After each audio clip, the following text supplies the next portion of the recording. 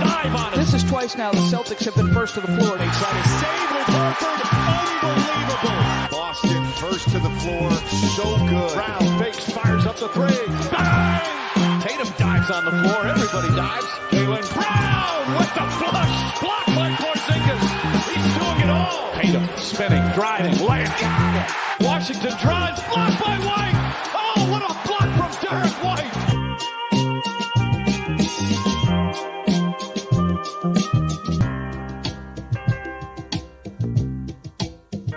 We're back, first to the floor. Ben Vallis here, along with Jake Eisenberg, and of course, our New Zealand correspondent, Joe Tiddy. Guys, how we doing? Yeah, Joe. good, mate. Good. Good to see you. Last time we saw you was it not Game 5? The championship. Of the NBA Finals? It could have been. It could have been. It's been a long winter. True. Since A joyous hasn't one? it? Yeah. Swinging a few hammers around the place, and place is looking a lot nicer. Not that anyone watching the stream's invited to come around. But- Unless you're like local in New Zealand and you're curious, I'd probably come and have a beer. But Yeah. Yeah. Hell yeah. Sounds good, So man. we- Well, pretending to be a tradie. yeah, well, we were saying before we went live, the freedom to swing the hammer around like your own house and not worry too much about like breaking some landlord's property is it's very liberating. Oh, and also I would add, like, if you do a bit of sledgehammer work on some bricks and you really get into it, it's sort of like resistance training for, like, golf. Like, my club head speed, I felt like... How's your drive looking now? Bombing it, Yeah, 300 meters? Happy Gilmore. Well, I don't get to play anymore because Reno. But, Yeah. but yeah, when I was on there, you know, I was hitting it pretty straight. I was pretty happy. But, Nice. Oh, yeah. which is, of course, saying that out loud means that... Yeah, that's it now. It's stuff. That's it. But anyway, I enjoyed it while it lasted. Hell yeah. Shout out Cool Genuine Phil, 2:30 a.m. For first of the floor, baby. That's what we like to see. Preseason Hell yeah. has the people going. Thai What coffee, we got time zone 5. is that? That five- must be LA. Yeah. I'd say so. probably something like the West Coast. Eat Thai coffee, 5:30 a.m. We love it, dude. Let's go. Yeah, hell yeah. We're very happy to have Joe back on the show. We're very happy that the Celtics beat the Sixers by 50 points, which we've got to get to. We are going to get to the 3 questions the Celtics need to answer before opening night, and then later some bigger picture stuff as well. But the Celtics, just anytime they beat the Sixers, no matter the circumstances, no matter the juncture of the season, the preseason, albeit, you got to love that. The lineups very quickly, the Celtics ran out their starters, plus Luke Cornett. Will he be a mainstay in the starters? We're going to get to that as part of those big questions. The Sixers, their lineup, cowards, full slate of cowards there, along with the cowards on the bench, not even dressed to play, completely ducking the Celtics. And Drew Carter calling a home game as well with Mike Gorman moving on to greener pastures, for lack of a much better term, which I need to find. Sorry about that. Guys, before we get to the 3 big questions, I just want to do a quick around the room. You know, it's a preseason game, but it's always fun to pwn the Sixers, and that's exactly what the Celtics did. Thoughts, takeaways? Well, it was supposed to maybe be the Yabusele revenge game, getting the nod in the starting lineup, the Dancing Bear back in Boston. But look, it was absolutely not fair. But here's the thing: it was a 30-point lead, it had a lot to do with the starters. But the bench, man, again, this trio of, it used to be Cornette, Hauser, and Pritchard, but Hauser, Pritchard, and name your big man. It's not really fair. They are they just kind of rip through whoever else is out there, and it happened to be the second and third stringers for the Sixers. So yeah, man, I think people think that Hauser's not that guy, and Pritchard aren't those guys, and those are like kind of weaknesses in the Celtics rotation, and then they come in and wipe the floor with whoever you put out there. It's a good time. Yeah, I mean, it's first of all, I think it probably said more about the Sixers. What a pack of dogs they are, not showing up for the preseason game. I know, come on. Absolute losers. Man. I'm actually a little bit serious, though. I'm like, you can't, they need to be taking every opportunity to make a statement. Like, Set the tone. set the tone. Like, show you've got something, show it's, hair on your balls, not fluff, On your Omar ballsack. Yeah. That's right. But they need, they're the ones who are supposed to chasing us, and they're waving the white flag already. I'm not a believer in that group at all, eh? It is interesting that they didn't play any of those guys because they had a day off between their other preseason game that they played against the Timberwolves, and then I don't think Embiid has played a single preseason game yet, which, I mean, the Celtics are like taking the complete opposite approach here, man. They're rolling out everybody besides Al Horford, and they're like trying to get a rhythm before the season starts, and I love it because they're catching one. Set the tone, man. Set the tone. I loved the our starters in like a half court press against their like deep like they basically started like third stringers, and we're in like a half court press against those guys with our like best players, our like all NBA players for like most of the first quarter and the beginning of the second quarter as well. And the starters, they set a good tone. The bench come in second quarter and it's this 3-point barrage. Peyton Pritchard, Sam Hauser ripping the chords, just like electric city. You'll love to see it. And then we'll get into, I think, like some of the deeper bench players, your Walshies, your Tillmans, as we get to these three big questions here, because they sort of segue into like what one tries to glean from preseason as far as like what conveys to the regular season and the playoffs, like what actually matters. So I don't know if you guys just want to get to that. Maybe we can start with the first question here. Any other big takeaways from this game? Well, just to King Ray's in the chat here, is this the UK Celtics? I'm not gonna be What's insulted. Kentucky got to do with it? I don't Yeah. get it. Yeah. That's the Knicks, bro. That's the Yeah. Knicks. This is this is the Australian and New Zealand Celtics. We are missing our West Virginian and another Australian as well. But is this the University of Kentucky? Is that what our accents sound like, Joe? Is that what they're starting to turn into to little Kentucky maybe twang? We're hanging out with too many Americans and we're getting these hybrid accents, which I guess sound like posh British people. But yeah, man. So if the first question you've got here, Ben, who's going to take that last rotation spot, the Oshae Brissett Memorial Power Rankings? Didn't have time to update them today because I was too busy writing about whether or not Luke Cornett's going to be a starter, which we'll get to. But, I mean, coming into the game, we had Jordan Walsh on top, Jaden Springer at number 2, and it kind of felt like Lonnie Walker had faded into the distance. And today, Joe Mazzulla gave Lonnie Walker and Baylor the first kind of non-core minutes to those guys, as opposed to Springer and Walsh in Abu Dhabi. Springer didn't even play at all today, which was interesting. But we got to see the first Lonnie Walker action. So he's jumped into the second spot on the Oshae Brissett Memorial rankings here. But Walsh still hanging on to that top spot here. And more for offensive reasons than defensive reasons, which is funny how development of these players work here. His offense has come along a little quicker, it feels like, than his defense. So, but Walsh at the top, which is very good for the brand. That's for damn sure. Yeah, what do you reckon, Joe? Well, I'm really just here to like make jokes and whatnot. And my thought was, it's good that Lonnie Walker, the 4th string, is now Lonnie Walker, the 3rd or perhaps 2nd string. There we go. Let's go. Zinged him. Yeah, I'm just in preseason form here, guys. I'm just Yeah, that's it. Workshopping a few ideas. yeah. I think it's gonna be. I think it will be Tillman, who gets the lion's share of those Brissett minutes. He sort of seems to slot into a similar defensive role, although he's a bit different. He's a bit burlier. But my vote's for the chill man. I want the chill man in there. I mean, he's going to play. He's going to play, He's right, definitely man? gonna play. Yeah. Yeah, like does he just take on more minutes than last year and sort of fill a hybrid like backup third string center / backup wing? Because like you say, Joe, like from the defensive standpoint, like he kind of can fill those shoes as well. Or like does Joe just like slash it down the middle and like some nights it's Walshy based on matchups, some nights it's Tillman. Jake, what do you reckon?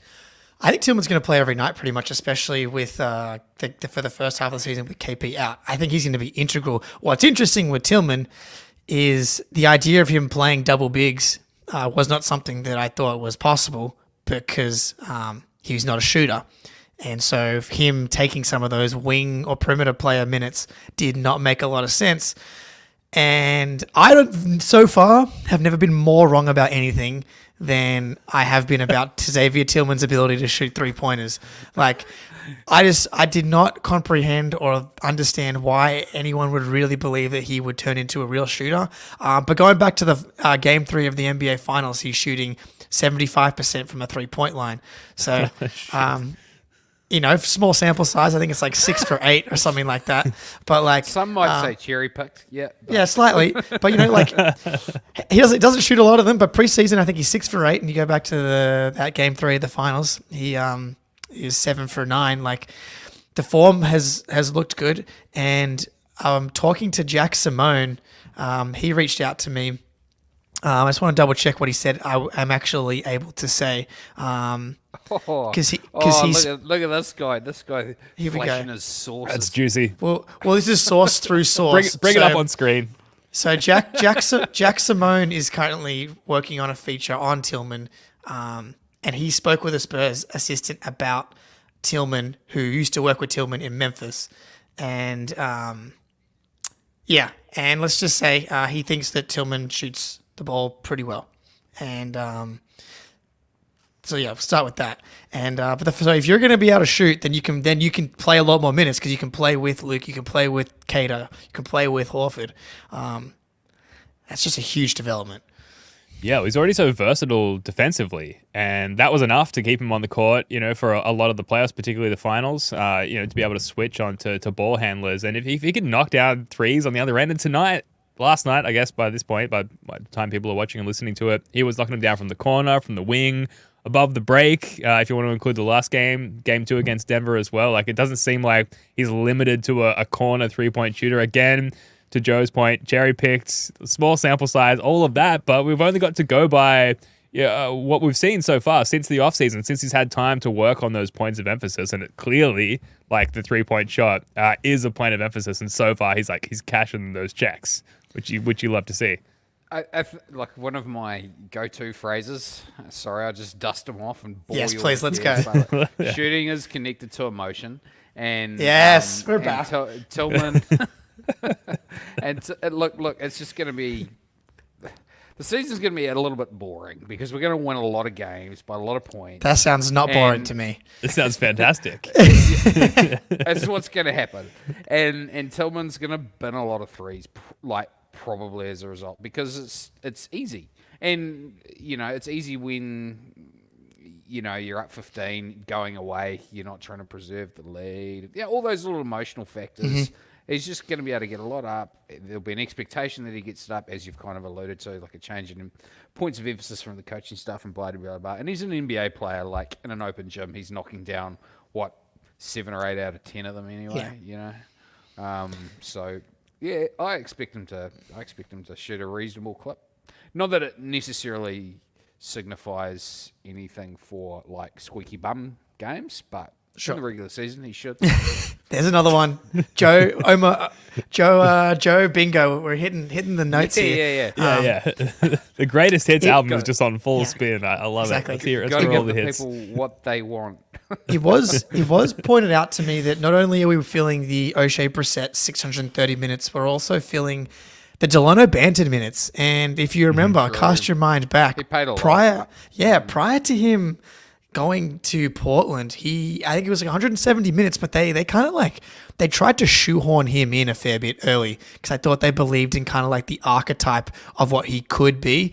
And obviously it didn't work and he went nuts in Portland. We'll see if that's real, but those minutes are up for grabs as well. So I think there's space for both a Tillman to take some minutes, but I do think there's going to be someone, whether it's Walsh, whether it's Springer, whether it's Lonnie, and I think right now, we'll see what Springer does tomorrow because I do think on the back-to-back, none of the starters are going to play, and we're going to see a lot more of the bench. And Springer is going to play a lot tomorrow, so we can really dive into that specifically. But right now, Walsh, and I know everyone's been keen to see Lonnie Walker actually do something, and to see him get out there and actually get the freedom and confidence to actually do some Lonnie Walker stuff was really good. Man, they have to try and keep Lonnie, man. The talent is just in a completely different place to Jaden Springer. at this current moment, like the way that he's like running pick and roll and like exploding to the basket and finishing at the rim, and then we have the pedigree from a shooting perspective as well. Like there's just a ceiling when it comes to Lonnie that doesn't exist that I can see with Springer right now. And you're trying to win a title this year again, right? Like bringing in someone with that type of upside is like, this is what we wanted. This is what we got excited about when they made this Lonnie Walker signing. Mm-hmm. Yeah, well, it segues nicely to the next question, which is who takes the 15th roster spot? Because talking about Walshy, talking about Tillman, like they've got guaranteed deals. They're on the final roster. Not the case with Lonnie Walker, the 4th. I was making sure I got the lineage number there correct. The 4th. Great sign for Lonnie Walker to like come in like as a concrete part of that second unit. He looked great as the shooting guard next to Peyton Pritchard running the show there. He exhibited some like non-Lonnie Walker stuff. So you expect Lonnie Walker to just like pull up middies, but there's a lot of drive and kick, a lot of good like defensive synchronicity with the rest of the team.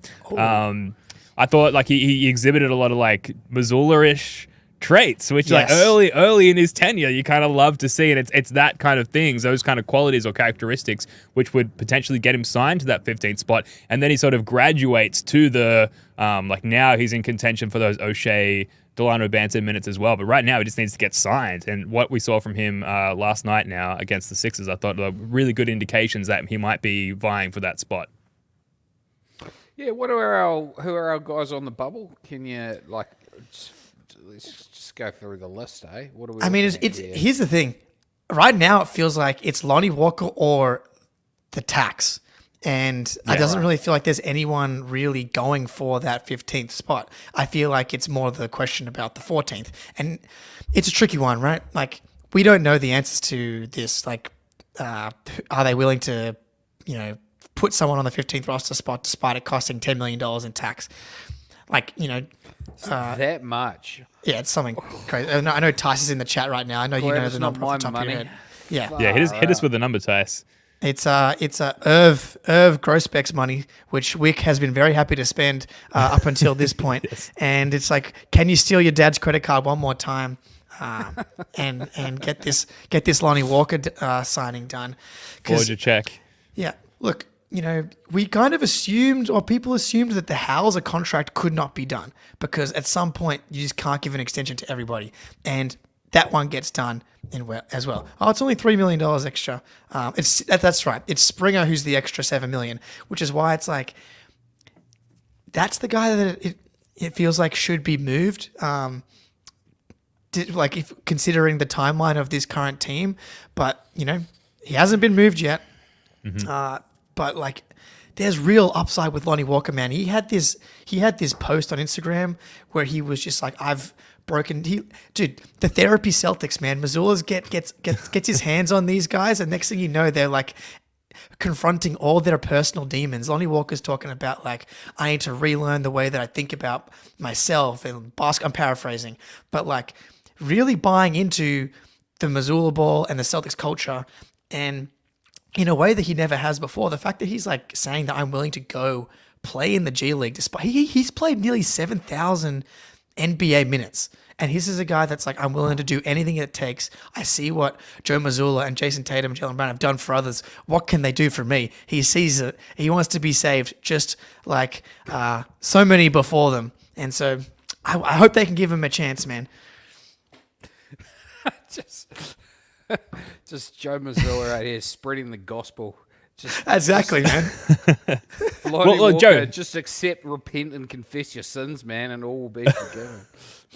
Joe, let me throw this at you because, like, I guess the one downside with Lonnie Walker is, like, is he really? I know we've heard the right things come out of his mouth, and Jake's just talked all about that, but like, could he truly be willing to take on the role or lack thereof of the 15th man? Because initially, like, maybe he plays his way into like proper rotation minutes, and by the time we hit the playoffs, he's like a good rotation piece. But initially, typically the 15th man does not play at all. So like, is Lonnie Walker going to be up for that, or is he going to sort of cut ties and look elsewhere? Or like, if he does initially say that he's up for that, is that going to be a chemistry issue because he becomes upset about that? Yeah, great question, Ben. Thanks. I got it out eventually. Look, last time I spoke with him, he seemed very willing to accept the role, but hey man, it's real hard to tell. Like, you go through these things in your mid-20s, and you can be a very different person on the other side. From your early to mid-20s, you sort of, you normally take a few dents in your life, and this is a guy who basically, like, no one really was trying to sign him for real money, right? So, sometimes that can result in a real change of approach, but he's also like, I don't know, he's a guy who came into the league with a stupid haircut and obviously got spat out by the Spurs. That's not a great track record.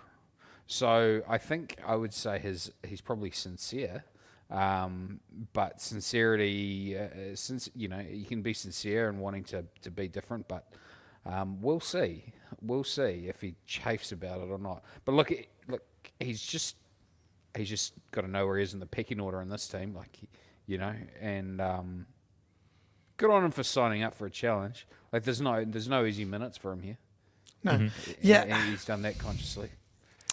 Like, I would not expect it to be and this is a tricky example, but like when Schroeder came to the Celtics and the fit just wasn't that good, he's like a little, he's not a Joe player, that's for sure. And like, I don't foresee that. Like, I think that's a great point, Joe, man. Like, Lonnie and has been through some stuff, and I think the next guy we're going to talk about, Luke Cornett, like, he was out of the league pretty much. And he finds a home with the Celtics, and he has completely rejuvenated his career. Like, this guy, I guarantee, is going to play in the NBA until his body is like kind of not capable anymore. And as a veteran's minimum big, whether it's with the Celtics or even potentially more elsewhere.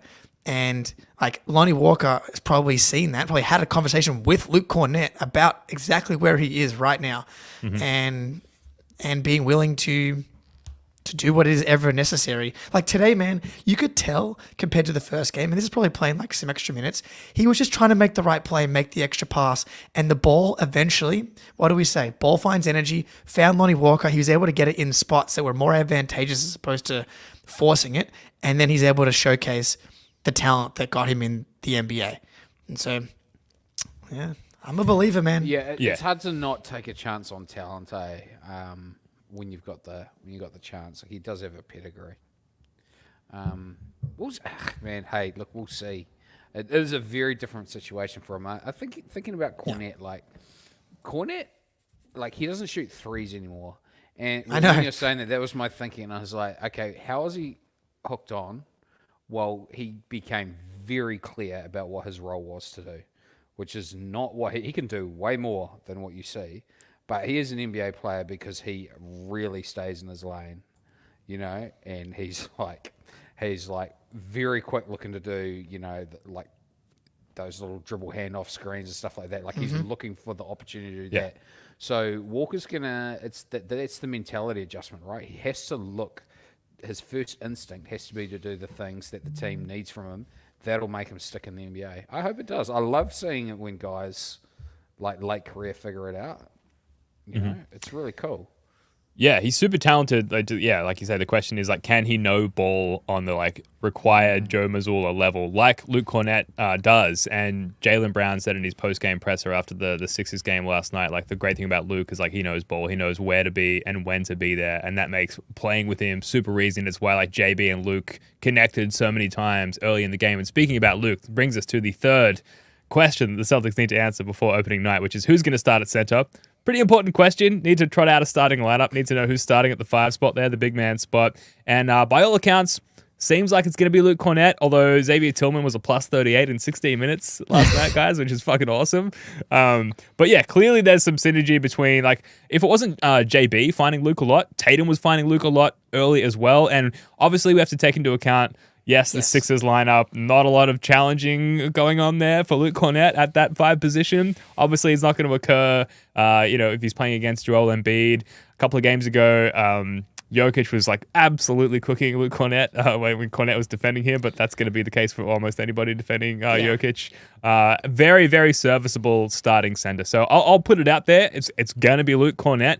Can anyone make an argument against that? Convince me I'm wrong. No, I can't. He's like the Zaza Pachulia of this team. It's meant to be.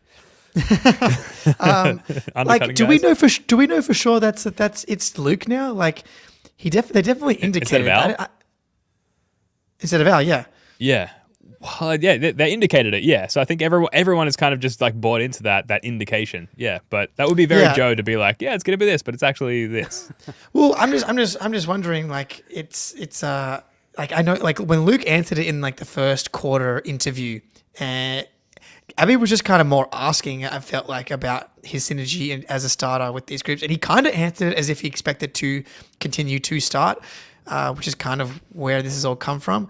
But like, it does make me a little uneasy with the idea of Luke Cornett being the starting center on opening night, playing drop coverage against Jalen Brunson, trying to guard the pick and pop against Brunson and Karl Anthony Towns instead of Al Horford.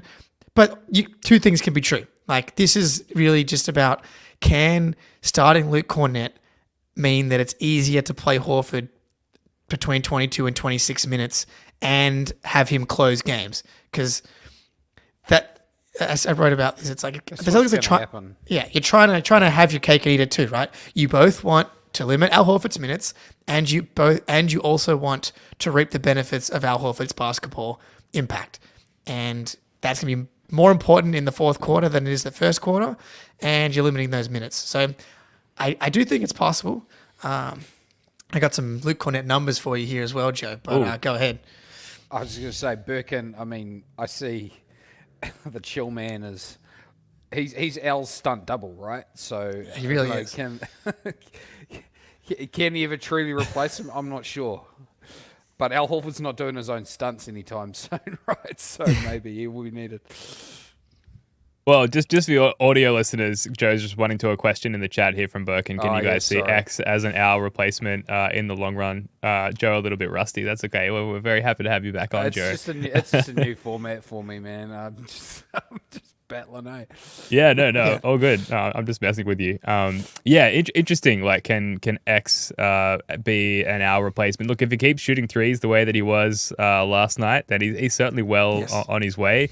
But as far as the starter minutes are concerned, I think Joe Mazzulla had something to say in one of his training camp presses as well, like where they like interview him off to the side. You're watching on the CLNS YouTube channel, you can barely hear it because of all the basketballs bouncing in the background. But Joe said something to a similar effect of what Luke was saying earlier today or last night, where he thinks that, you know, maybe potentially Al would keep coming off the bench and therefore we'd see someone else starting. And just based on the rotations we've seen so far, it looks to be Luke. But you can make the argument for X as well. So it's interesting.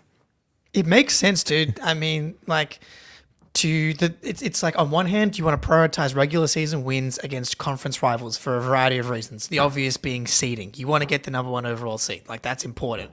The secondarily thing, losing to the Knicks and the Bucks and the Sixers sucks. So you want to win. So you want Al Horford to play more minutes because he's incredible. But prioritizing Horford's longevity for the playoffs is so much more important than getting the 1 seed. Like, if you end up as the 3 seed, but Al Horford is able to play at like 94% of what he gave you in the most recent playoff run, then you're going to win the title again, probably.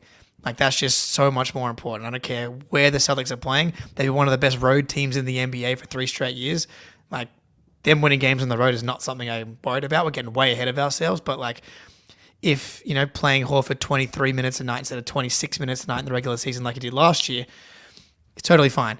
And especially, like, you look at the Luke Cornett minutes, the Celtics were actually better with Luke Cornett on the court last year.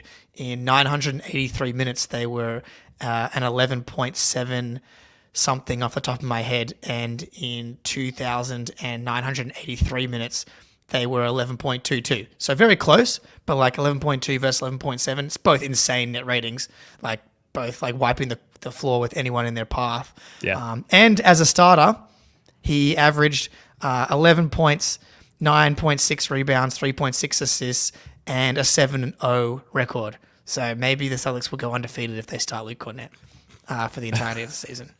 Hasn't been Wouldn't that be tried sick? before, so Yeah. give it a shot. I think it's helpful that Horford's kind of like ripped the sticky plaster off as far as him being a starter, because I think like if this was this time last year, it'd be a lot.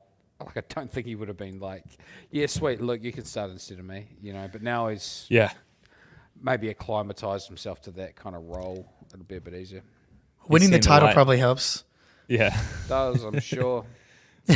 Being 38 and staring in the face of your own oldness probably helps as well. After playing well into June and having to have a quick turnaround to the point where we haven't seen him in the preseason yet, probably helps. But seems like he's won a championship and he's open to doing whatever it takes to win another one. All of that said, get well soon. Kristaps Porzingis. So those are the three big questions. Let us know in the chat. Let us know in the comments your answers to those questions. And we look forward to tracking all of those data points between now and when the season starts. We'll say Jared McCain looked pretty good for the Sixers as well, which was interesting. The 16th pick there. This is something I wanted to pick up on. Sure. Do you guys have McCain, like frozen food in Australia? Yeah. Yes. Yes, of course. Yeah, we do. McCain. You've done it again. That's right.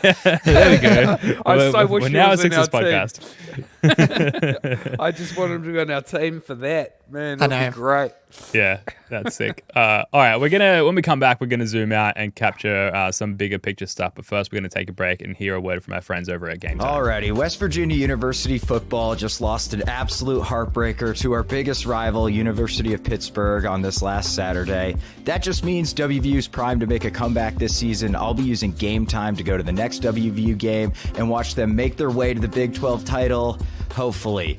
Game Time has this new feature called Game Time Picks that makes getting tickets to see your favorite teams play live even easier. Game Time Picks filters out the fluff to show you only incredible deals on great seats so you don't have to waste time searching through thousands of tickets.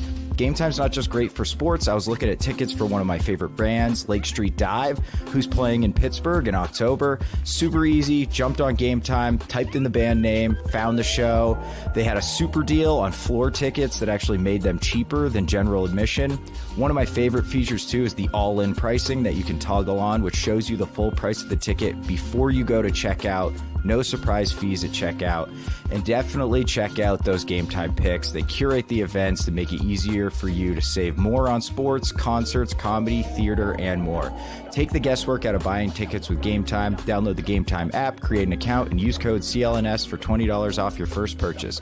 Terms apply. Again, create an account, redeem code CLNS for $20 off. Download Game Time today. What time is it? Game Time. Woo! Shout out Game Time. Use that code CLNS to get $20 off. Use that deal and show our overlords at CLNS that we're worthy of their sponsorship. Now, before we get to the zoomed out, bigger picture angles on the Celtics heading into this upcoming season, just want to take a moment to plug the Patreon, patreon.com/first of the floor. All the links to all of our stuff are in the description below, so definitely check them out. But one of the benefits of joining the Patreon is you get to join our Discord. You have access to our voicemail service, so you can leave us a voicemail message, have it played back live on the podcast here, and we will respond to it. We did last episode. We had a really good time doing that. And our fantasy league, which myself and Jake and Joe, as well as Spoonie and Jackson and a whole bunch of other Patreon subscribers are already in. I think we've got about 5 spots left, so make sure you sign up to get one of those remaining spots because we're going to be drafting before the 22nd of October, which is when the season starts. We want to get our draft out of the way and get this 9-cat, standard, classic ballsy fantasy league underway. Right. So definitely sign up. I don't know, guys. Any thoughts, or should we dive into our bigger picture stuff? Do you want to kick us off, Jake? Yeah. So every year there's going to be someone that, takes a leap, takes a step back potentially. Tyson in the chat called me out earlier because I was also wrong about not believing that Jaylen Brown had another level to reach. And yeah, that was a mistake. So I feel like Jaylen was the guy who had the most impactful improvement last year. So who do you think is most likely to have the most impactful step forward? I'll throw it to you guys first, and I'll go from there. Yeah, you're all good. All good size. What do you reckon, Joe? Oh, it's Tatum. Oh, yes. I had this too. Oh, sorry. Oh, maybe you go then, Ben, because I don't want to. No, you're going to be much more eloquent than me, so you go. No, I won't, Ben. But okay, since you asked me, look, everything Tatum does is he has the most impact on our team. And Tatum, it's not about the skills. It's about the decision making and the tempo of his decisions, and that's what's going to stop us. That's what puts the nightmare Celtics to bed. Is Tatum becoming in a more assertive version of himself, more decisive, and that to me is the thing that will have the biggest impact on this team. It's a clear step forward. He's able to take. Well, there's room to improve there. And that will impact on the team the greatest if he's able to do it. And I think it's the most likely thing to happen. Yeah, I agree. I think initially my mind wandered towards what if Walshy is just awesome? What if Sam Hauser puts on 12 pounds of muscle and is just fucking dunking and way better than a 3-and-D guy, which we saw from him in the postseason. But if Tatum is just more poised, the title monkey is off his back, there's way less pressure. Suddenly he's shooting consistently closer to 40% from three on similar volume. Just how that opens up the game from everyone. And because the question is impactful leaps, if our best player is just even better and doing all the things he does for everybody else, which non-Celtics fans don't see, if he's just doing that way more visibly and comfortably and obviously, I think that is the most impactful leap for someone to take. And Drew has probably hit his ceiling. Derek White is probably close to his ceiling. Who knows? JB is like getting to 28, which Don't is historically historically where people like sort of crest, right? As far as like hitting their prime or beginning to hit their prime. Tatum's 26, so like he said it himself. Like he's probably going to get better. And that would just be so impactful on this team. And it's so likely to happen as well, which is so awesome. So, I think that Joe and I are aligned there. It's definitely Tatum. Yeah, Tatum's an obviously fantastic choice here. It would be far more of an outlier for Tatum to not get better between the ages of 26, 27, 28. Like the athleticism melds with the IQ, and that's been the biggest progression that Tatum's made over this past kind of season and a bit here is the decision making, and in the playoffs and the finals, him getting downhill over and over again and playmaking out of that. The playmaking's looked awesome in the preseason again. And obviously the shootings looked good. He was 3 for 8 again today, so that brings him to about still like above 40%, I think, for the preseason so far. If he does that, I mean, that's the shooting alone. It's funny. The shooting alone we would all really like enjoy maybe more than anything, but Joe's right. Like the decision making and the comfort in how he utilizes his teammates is far more impactful than him making half a 3-pointer more. It's every leadership. Game. You know what I mean? It's actually leadership. I was trying to think of the category A because that has such a knock-on effect. That's what gives everyone confidence. Sorry, Jake. Yeah, no, you're absolutely right. And don't not to spoil the starting five stuff, but if you haven't watched the documentary, you gotta finish it because I don't know how you haven't finished it personally. I just blew through it all in a day pretty much. But some of us have wives that want to watch different things, man. You don't got two screens. You got to. I'll take the phone screen, but yeah, like there's definitely a confidence I think that comes with winning the title. And just reps, man. Like the big games over and over and over again, combined with more chemistry with his teammates, I think could just have like a ridiculous impact on how good they can be on a night-to-night basis. Obviously, the Drew and the dunker spot we saw again in the preseason game today, which was like that was something they only really started doing towards the end of the season in the playoffs, and now that's just part of the offense that like no other teams are kind of built to handle. So that's like just free assists. So Tatum's a fantastic choice, obviously. Do you want to go ahead, Ben? I was going to say, does anyone have an alternative? Because I have do. one. Okay, let's get yours first. I do. I had Sam Hauser. Okay. Like I think we've been talking about who's going to take some of these minutes. He played 22 minutes a game last year. I think he's actually someone who's going to take a bunch of these minutes. Like I think he could get up to 28, 29 minutes.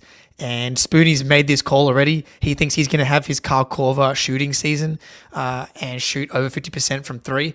I mean, today, man, this dude was just unreal. Like the level of difficulty of shots that he was making. He goes 5 for 6 from 3 on like tight contests, coming off screens, like, and you're just gonna get looks in this offense. So you add that to the mid-range stuff that we've been seeing, to some of the playmaking stuff that we've been seeing, plus the fact that he's just keeps developing defensively. His rebounding, like he's becoming this all-around. He had 4 rebounds again today in less than 13 minutes. Like. He's become a dirty work thing. Dirty guys thing's not really a thing, is it? But Hey, it's whatever we need him to be. hey man, that's the point. He could be a dirty guy for us. But yeah, man, like I'm a believer in his ability to do like all kinds of stuff on top of being like it's just straight up one of the best shooters in the NBA now. Like, and it's just a fact. And so I think he has the ability to blow the top off teams when he comes in the game. He looked like the adult in the room as well. Like when it was the deep bench lineup with Hauser still out there, he looked like of all the people out on the court. And again, this somewhat speaks to the deficiencies of that Sixers lineup. Like he looked well and truly like the biggest ball knower, like organizer of everything going on both ends of everybody out there, like both offensively and defensively. And particularly in offense, just even if you're not looking at the possessions where he just like came off a flare screen or whatever and just like absolutely stroked a 3. He had one miss, which was like a beautiful back rim, which almost went down as well. But just he's as good as in, man. Back rim's absolutely, as good as in. yeah. But like his cuts, his screens, he's like setting other guys up with just his off-ball movement. Like everything was so fluid and perfect. And so I definitely believe in the in the growingness, the glow up, if you will, of Sam Hauser. Joe, is that who you had as your alternate, or did you have somebody else? No, I didn't have him as well. It's not at all. No, I really strongly think it's Tatum. Tatum's just so much more important than everyone else. No Even question. Jalen, sorry. Yeah, He is. Well, I will add Tillman to the conversation as well. I think if you get like Tillman getting even close to the Al Horford skill set, I'm not even saying like be Al Horford. I'm just saying like fill the gaps left by the eventual absence. He will retire probably next year of Al Horford. Like he already feels. Shut your mouth, Ben. How dare you? Yeah, of course. What am I saying? He's never going to retire. But like. Can you switch, even if it's just late on games? Can you switch onto ball handlers and be like a competent defender? Can you be enough of a threat, not even the Al Horford level threat of like a kick-out shooter? And then can you be, a bit of an organizer, a bit of a fulcrum in terms of like the chemistry on both ends, in terms of keeping things ticking along from a role player perspective? And he's certainly humming along in that aspect. And I'm not saying he's anything close to Al Horford yet, but for him to have a skill bump in that sense, I think would be not as huge for the team as Tatum sort of growing exponentially, but close to it, I think. So he's my alternate. I love Tillman, dude. He's so good, man. Sniper. I mean, the shooting is, even without the shooting, man, the way that he plays, he battles on the boards. He got 7 rebounds today. Like he's got great passing instincts. He's just fucking Brad Stevens, dude. I just love his veteran cop energy. Dude.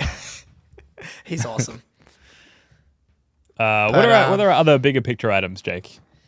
So this is a question directly for you, Joe, and you were, I think, one of the later parties to come to the party, for lack of a better term, off the top of my head there. But you weren't maybe a true believer until going into the Mavs series. I know you were like, we're smoking these guys, but. Do you have any of those? I called it, man. I called it in 5. Did. Thank you very much. You did. You absolutely called it. Do you have any lingering doubts about the post-title Celtics championship equity? Man, it's sort of 2 different questions. It's like, this is what I've been thinking about. There's the team I want the Celtics to be, and then there's the team that they actually are. And I still think that they're actually still some distance away from the team I want them to be. But the team that they actually are has just got such a talent advantage over the rest of the NBA. Even though look, I fully expect us to win again. Like Let's go. If they don't, they should be disappointed in themselves. They are so much more talented. They're so much deeper. Tatum, yeah, look, hey, there's other guys I might prefer as a 1, but he is a 1. he is a guy you can really build around. He has, like, I think we talked about maybe in the finals. It's like, he is actually better than Luka in the sense that you can't pick holes in him, and that's what NBA basketball is about. It's about not having holes. It's about not having weaknesses more than it is about having outstanding strengths, and that's this team. Just like, it just doesn't really have holes, and it's just going to grind the NBA into the dust this year. That's what's going to happen. So there you go. Oh yeah. Let's Man, go. I love to hear that because I've heard, throughout the almost 7 years life cycle of this show, I think we've heard all the reasons why they wouldn't win, and to hear you just unequivocally be like, yeah, they're definitely going to, almost certainly going to win again is it's very comforting. As a fan, I'm like really happy to say it. As somebody who has like an ideal about, what a basketball team should be like. I kind of want more from them, but they're just so much more talented than everybody else. Like, Can you say more on that? Like, what's your ideal iteration of these Celtics? Like, what aren't they doing that you want to see them do? It's stuff that ultimately hasn't mattered, like, because we just won the NBA championship going away, right? So how greedy can you get? But for me, it's about being like psychologically dominant, probably about like trust in the team, because we all know that feeling when we feel the lead start to turn. It's like, we're going to be white knuckling our way through the fourth quarter, bobbing up and along the magic number line. Yeah. Have to do this again. Yeah, it was game 5 of the this finals team- for most of us. Yeah, well, I think this team is so talented that it shouldn't have to do that stuff. It doesn't. It's one of those things though. It's like whenever you bump up a level, what you are compared to changes. This is like a Ryan Russillo point that he loves to talk about. Like when teams are 500 and they're on the verge of making the playoffs, we don't criticize them for the same types of things that we criticize, like, I don't know, like the Damian Lillard Trailblazers or the Utah Jazz, the Gobert era Jazz, which got criticized for not making a leap, even though that they were a great team, right? So it's like I'm analogizing that, right? Like the Celtics team, it might be being judged against history. Like it was a historically dominant team from a statistical perspective, but we know it didn't feel like it. I want it to feel like it. So to ask. So I think a lot of that had to do with the past scars.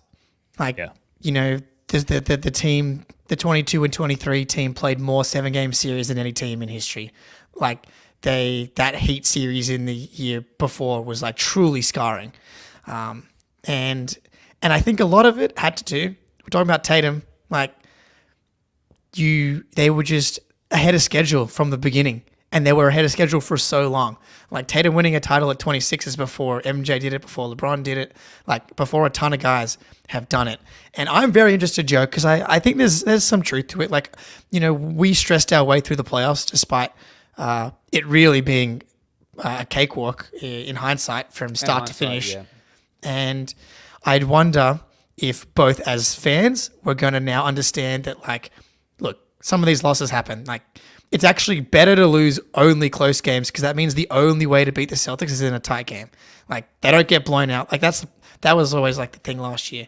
It's like they're too good to actually get a 20-point lead on the Celtics. Like, it's just not possible. Like, you have to try and like get them into the fourth quarter and hope that variance goes your way, which is why the Nuggets have always been that team that like scares you. For one, Jokic is a matchup problem, and two, he's like so good at executing in those spots that if they're able to hang in there, then that's the one team that can probably do it.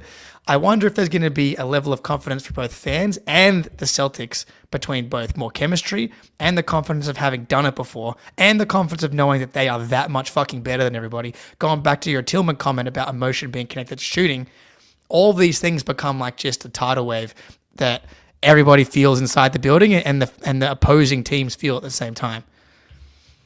Yeah. Yeah, look, that's probably going to be at least partly true.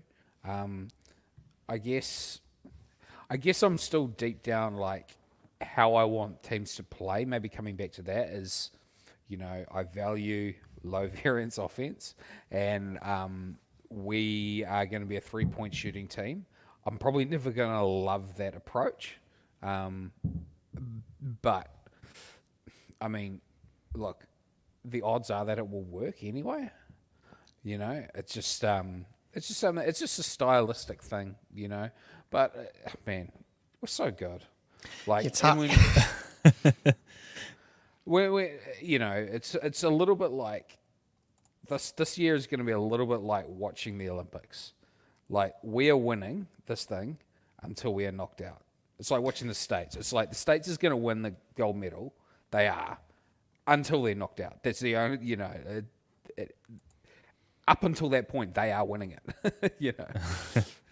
I got another question to throw at you, Joe, along those lines. But first, we've got to get to another ad break, pay the bills, and hear a quick word from our friends over at PrizePicks. PrizePicks is the best place to get real money sports action. With over 10 million members and billions of dollars in awarded winnings, PrizePicks has made daily fantasy sports accessible to all. You just pick more or less on at least 2 players for a shot to win up to 100 times your cash. Run your game all season long on PrizePicks. PrizePicks is the only real money daily fantasy platform with an injury insurance policy, so your lineups stay in play even if one of your players gets injured. If your player leaves in the first half and doesn't return, PrizePicks keeps your lineup live. Sign up today and get $50 instantly when you play $5. You don't even need to win to receive the $50 bonus. It's guaranteed. PrizePicks is the best way to win real money this football season. Which players are going off? Which ones aren't? I don't know. No, seriously, I don't. Please tell me. Make your picks in less than 60 seconds and turn your sports opinions into real money all season long on PrizePicks. I use PrizePicks before most Celtics games to add a bit of spice to my viewing experience. You just choose less or more on a player stat, and this is where you can take advantage of your divorce level Celtics knowledge. For example, right now I'm picking more on Tatum to average 26.9 points per game this season, and if I could, I'd take more on Al Horford, flooring us all with his eyes every game. Download the app today and use code CLNS to get $50 instantly after you play your first $5 lineup. That's code CLNS to get $50 instantly after you play your first $5 lineup. PrizePicks, run your game. So, Joe, I got to ask you, just sort of along the lines of what we were saying, like this team is probably going to be, they're set up to be quite dominant again this year. And Jake, obviously you want to hear your thoughts as well. But, Joe, is there a team, particularly in the Eastern Conference, that does worry you matchup-wise? Like thinking like deep into the postseason that you're like, fuck, I hope we don't come up against these guys despite how good we are? Man, Giannis he's just a champion player, man. Like, Giannis is a bloody champion, and if we're up against him, we can lose. He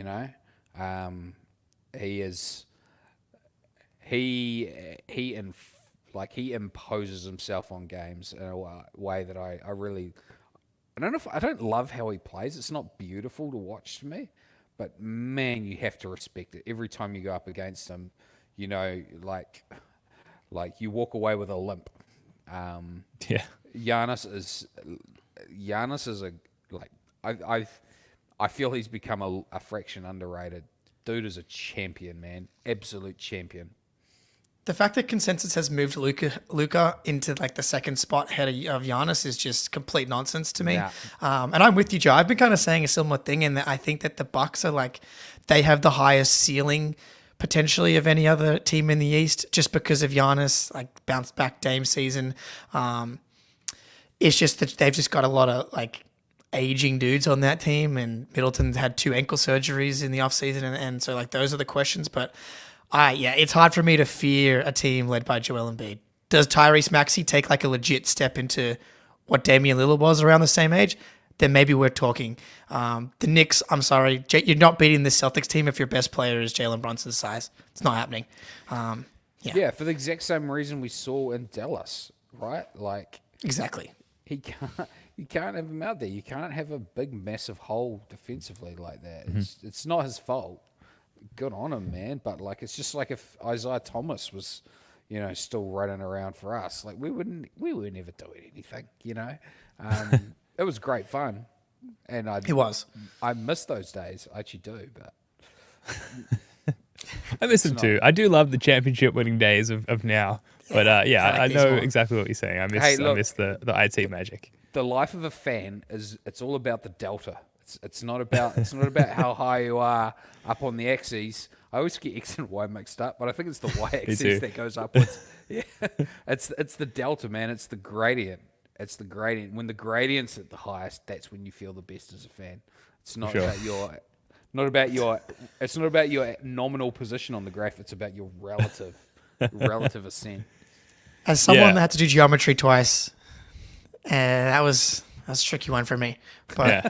I think Someone I'm who with didn't you. do it at all, also Yeah. equally tricky.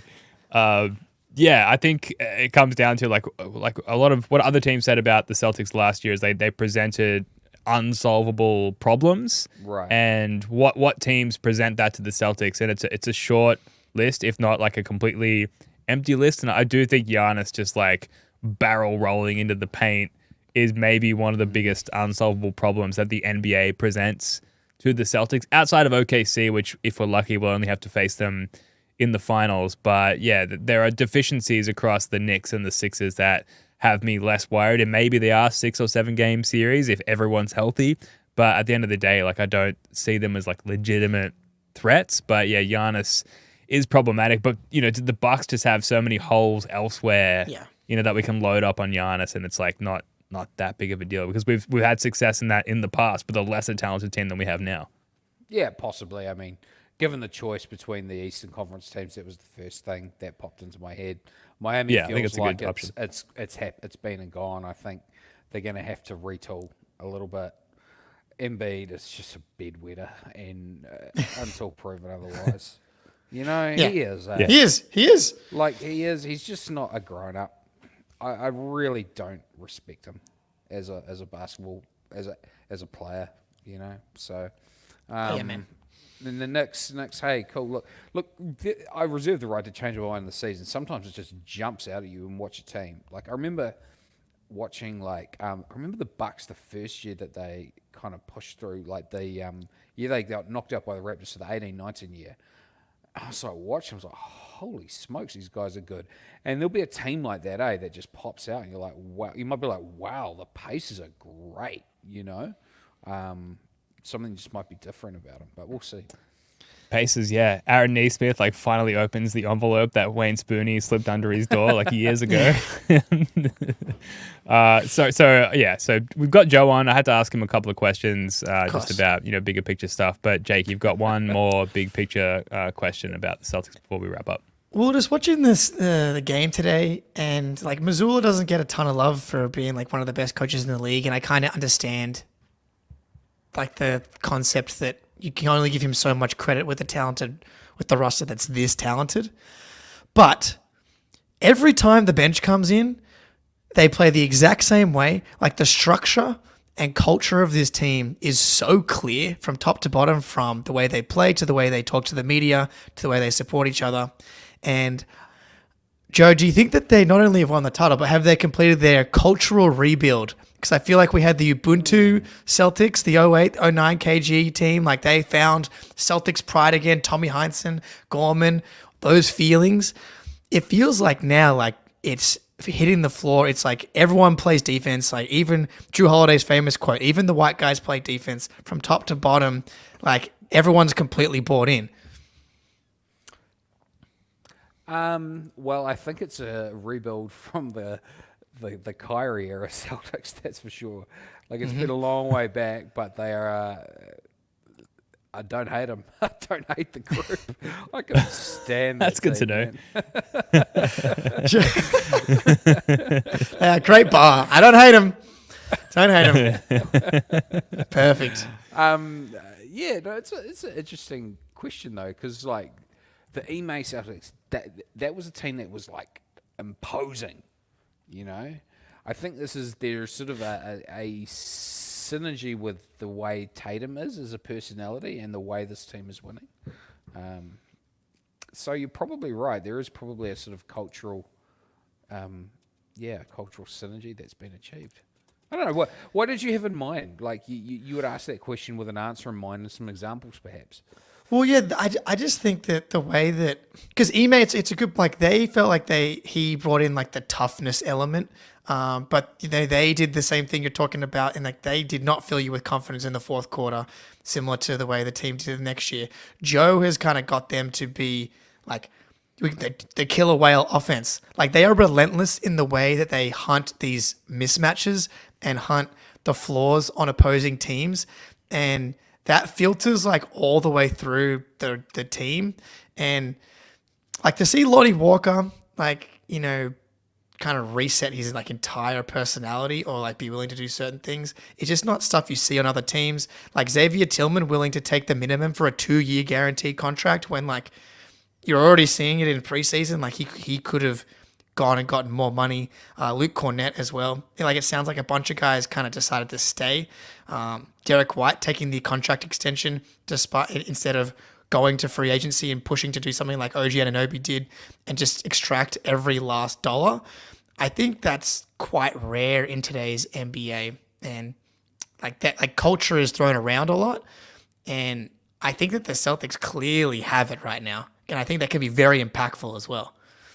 Yeah, are you writing about this, Jay? Because you hit on like all the points, like even just down to like how many guys need to mention killer whales almost unprompted, like separate from one another before we're like, there's clearly a culture here, and the seal hunting and the fact that this like the player development aspect as well. I don't know if you'd like attribute that to the culture or if we just have independent of that like really good player development like staff and approach. But the fact that like Jordan Walsh could like shoot as well as he did in this game after coming from, you know, the deep reaches of the second round and sort of become who he seems to be becoming. And Xavier Tillman, another one as well.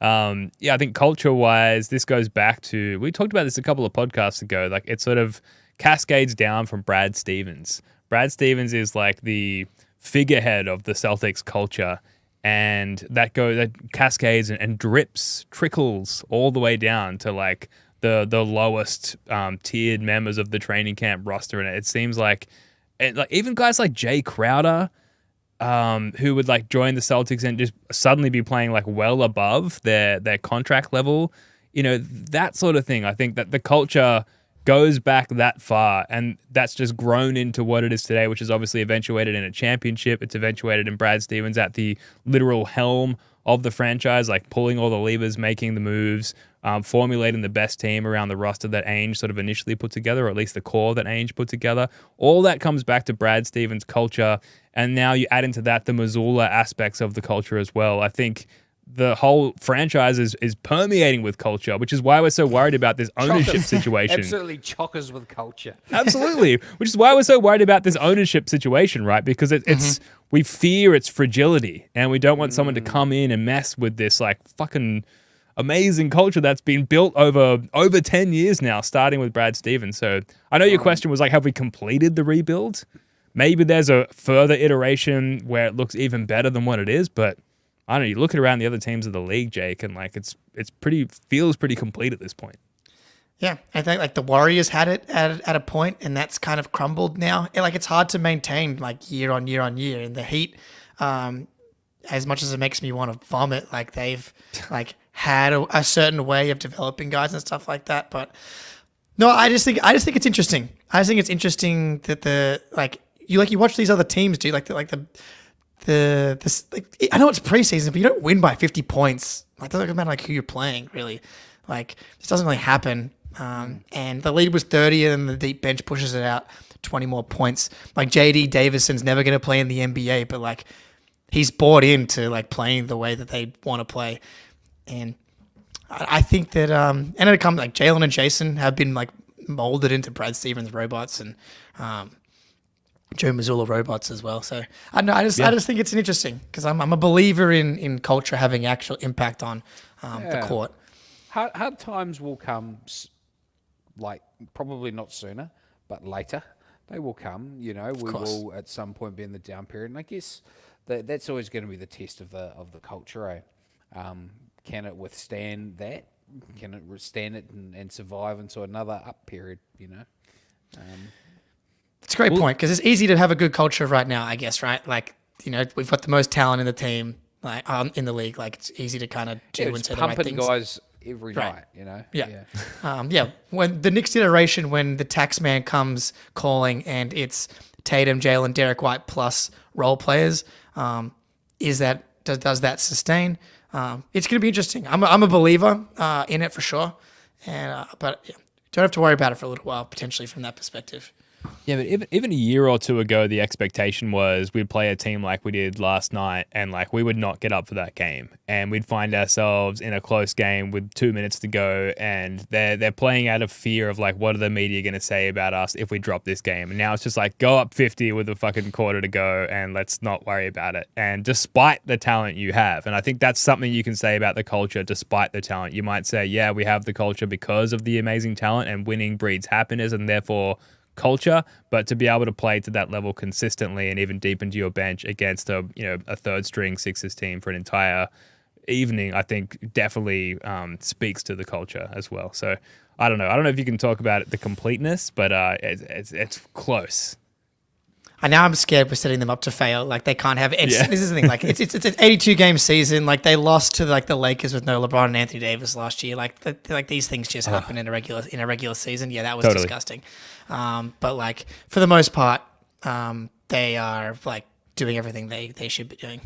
The Feels talent good. gap is enormous. Yeah. It's just enormous. Absolutely. Yeah. Well, look, we're well over time, so that is going to do it for this one. Thank you so much for joining us. Just a reminder, we've got a pretty full book tomorrow, starting with another live playback watch party at 7 p.m. It's 10 a.m. Australian Eastern Standard Time, and then later in the evening, after the Garden Report, the first Celtics late night of the season live on the First to the Floor YouTube channel for playback. Check the links in the description below. Jake, Joe, love your work, guys. Until next time, go Celts.